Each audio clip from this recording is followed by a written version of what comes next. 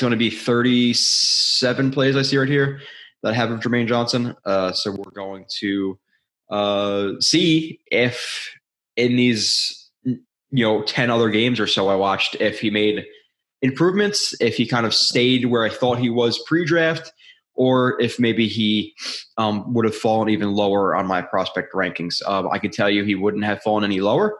Watching these other games, does he improve? Or does he kind of stay even, which is fine, because even at the time I watched, I thought he was a first-round pick. I thought he was a late teens, early 20s guy. The Jets got him at 26. Great. And obviously that's where he was taken. The Jets tried to trade up. Apparently they had him in as their 9th overall player. They tried to trade up. If you watched Take or Flight 2022, or even if you just knowledgeable about the draft and some of the things that have come out since then, they try to trade up. I think all the way from 15. So they try to trade up 11 picks or 11 total picks in the draft. They were trying to trade up from 15 all the way to 26, and they finally were able to land one Mr. Jermaine Johnson. So the beginning of this, I remember the very beginning not being as positive as the middle and the end. So for the people who are watching on YouTube, you're only going to be getting a couple of negative plays to start. But hey, I don't cater the film reviews to the people who are only watching for 10, 15 minutes. If it's bad at the start, it's bad at the start. If it improves the middle towards the end, that is what it is. If it's good at the beginning and then bad towards the end, again, I don't put these in any order to get the fancy highlights up there for the 10 minutes, 15 minutes on YouTube, which I appreciate the guys who watch for only 10, 15 minutes, but obviously it's a full blown review, hour plus. So I'm not going to cater to that. Just put all the positive plays in here to make it, the more positive you do, the more quick hitters you do, the more graphics you do, the more likes that stuff, the more views. I get that this stuff isn't for everybody, but this is what I do. We get into the nitty gritty, the real nitty gritty of the film reviews for these guys. So let's see him on the edge right here to the right side.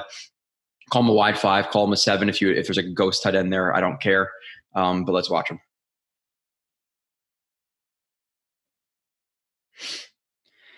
So the thing, and this is, and Jermaine Johnson is good at in terms of like threatening guys at times and then exploding out last second to get up to the arc. But there are times where he runs his feet a little bit too much at when he's coming to that contact point. The movement with his feet here isn't overly threatening. You'll see guys, doesn't really matter who it is, even Michael Clemens. I'm watching him right now. Khalil Mack, Von Miller, whoever it may be, and even Jermaine Johnson at some points will take 1-2 hard steps in outside.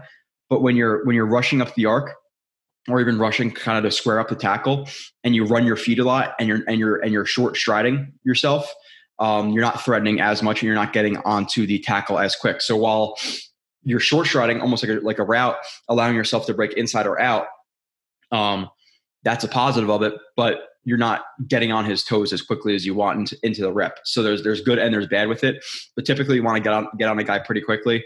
And I want to see him threaten him a little bit more because, again, running the feet right here, the tackle's never concerned inside. He can easily drop his post and get inside if he needs to, because Jermaine Johnson, he's not coming off with full power and speed into him. So he's not really forcing his feet to get locked or stay inside. So gets on him, tries to press him a little bit, and then get outside with a cross drop. The problem is he never threatened him inside. So he's still working against the full hips, and he has to completely bend the arc instead of, again, getting him to lock his feet inside, getting his feet a little bit in quicksand, holding him inside, getting to the outside. Why? Again, the feet, a little bit too patient here. I want to see a little bit more urgency there. Again, it's little things that he's going to fix at the NFL level that is going to make him take that next step. And I think he has the ability to be a good pass rusher. I think at first, at NFL level, he will be a better edge defender at the very start, which is fine. That's obviously, that's okay.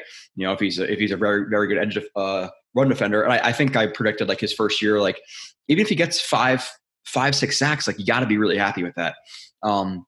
Especially considering the fact that he does need to develop in the run game, or I mean, in the pass game, obviously, as I've stated many, many times before. And people like, they'll bring up Jermaine Johnson and my name in the same set, not like just me talking about him, and they'll say I hate him. I do not hate him. Me saying that I wouldn't be comfortable taking him at 10 and hating him is a completely different story. I think he's a first round pick. I never said he's a second, third round pick, anything like that. So don't get crazy. I don't hate the guy. So next play, contain run. Right here, he's a 6 tech over the tight end, 2-point stance. And again, you're going to see him typically, if there is motion, something like that, he'll be in a 3-point stance, 4-point stance.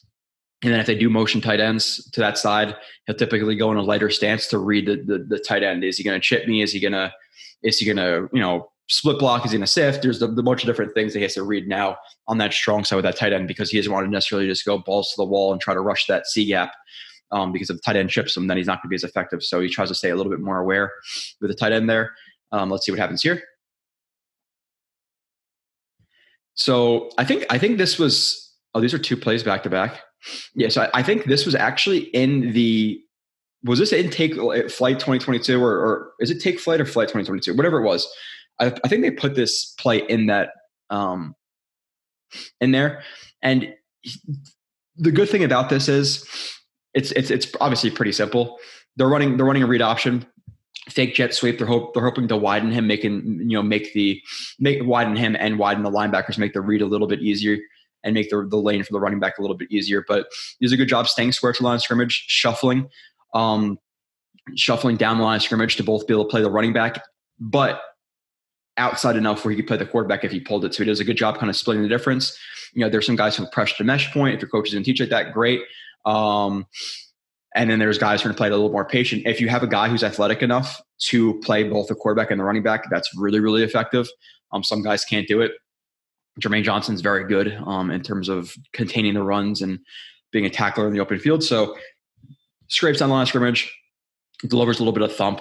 You like the load up into that, and again delivering that shot. Next play, again back-to-back plays of him containing the run, and again he's reading the tight end here as he's the 6 tech, and he sees the tight end get outside of him, so he widens with him. Now what does he do? Gets his eyes immediately into the backfield to try to see what's happening.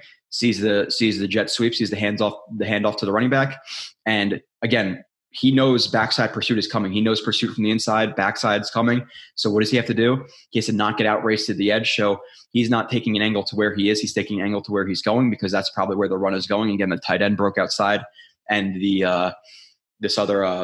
other guy who motioned, or did he motion? No, he didn't motion. Sorry. This other guy who's coming out to block the arc, he's going to follow that, and he's obviously going to feel that it is an outside run. So he's going to contain that. Again, good job, really far away to beat him to where he's going. He knows the running back's going to get flat, or the runner's going to get flat.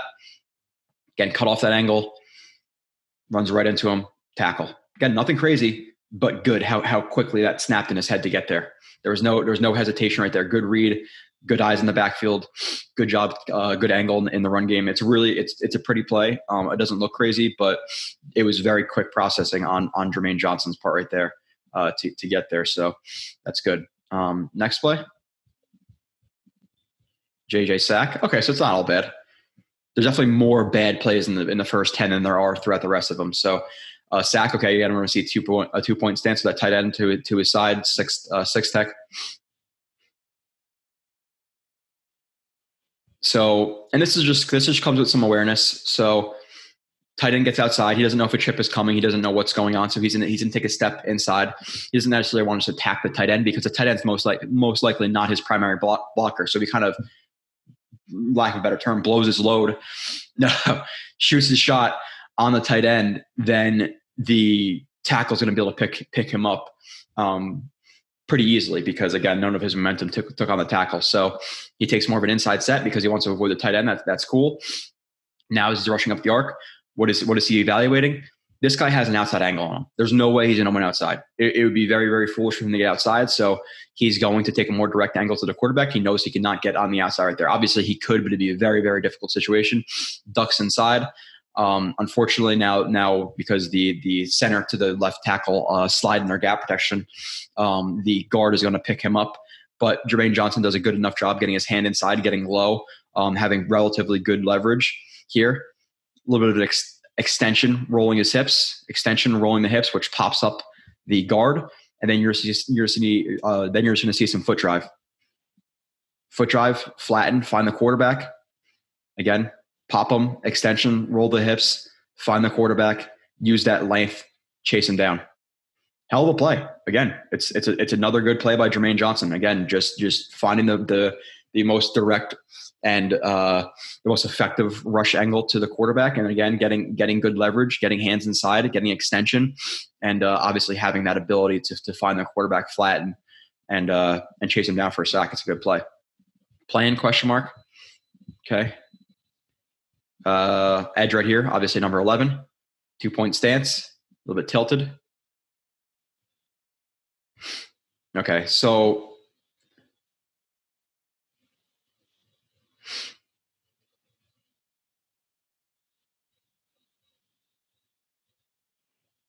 yeah, so the plan, like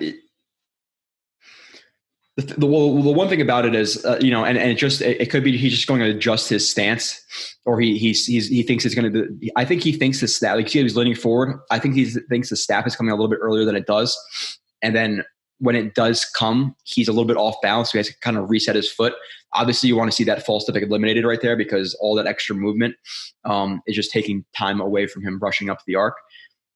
And then when he does rush up the arc, the thing with his feet, you want to see that inside foot be a little bit more splitting of the goal, like if it obviously can, the tackle, because when he's widening and he's squared up when he's widening, it's gonna be really hard for him to explode up or past him, because right now when he's widening as far as he does, he's exploding more laterally instead of vertically. And when you're doing that, when you're going to press him inside, you want to explode laterally. Like you'll see plenty of guys, and you'll even see Jermaine Johnson do it. You'll see Josh Martin when I do his review. You'll see Clemens do it. A lot of those guys kind of take that step inside and they're exploding off the instep on that inside step. And then they're taking an extra long stride with the outside foot, but it's going vertically, not horizontally. Now there are situations where, okay, you're going to win outside, horizontal step, and then burst up the arc. But here, again, false step, pretty wide step to explode off of. Okay, chop, cool with the cross chop. Past that, you'd hope that he have his outside hand maybe to control the wrist or come through with a rip. Again, he gets caught in kind of a bad spot because he never really clears his hips as he's crossing his face. Like if he were to take more of a vertical step, chop this arm down, and then be rushing up the arc, this guy's hand wouldn't catch him as cleanly because he would be on his back. So a little bit of the footwork there. So the plan isn't the best here.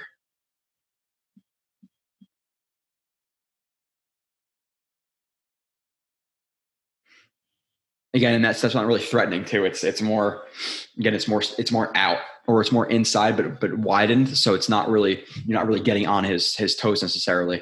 Nothing crazy, but we've talked about his plan sometimes. Again, I'm not as comfortable with it as some people are. Here we're going to see a forced spin move. But again, the review gets better. Because I remember after watching this game, I was like, okay, kind of, I kind of think the same of him. He has some splash plays. I think he's good in the run game, but I think he's going to be, he's going to take a little more time to develop in the pass game. But fortunately for the people who have the full review and who are subscribed to the website, you're going to see some more positivity in terms of the pass rushing going forward in the show. So make sure you subscribe. And even if not, listen, I know I don't really do this a lot, but the first month is free. So I'm coming out with Jermaine Johnson. I'm recording Wilson soon. I just recorded Ruckert the other day, coming out again with Reed, Tomlinson, blah, blah, blah, all the guys in free agency. You could wait until I come out with all of them. Freaking subscribe for a month, binge watch them, and then cancel. See if you like it. I don't care. So I would prefer that you subscribe. I'm an owner of the website, so it helps me out. But nonetheless, okay. So this one starts quick. He's right here, 3-point stance. Obviously, really tight 5. And let's see what happens. I don't know what the force spin. Okay. Yeah. Again, there's some times where he's too squared up with a guy where he tries to spin. You really want to spin when you're working against a half a man. You don't want to spin full man.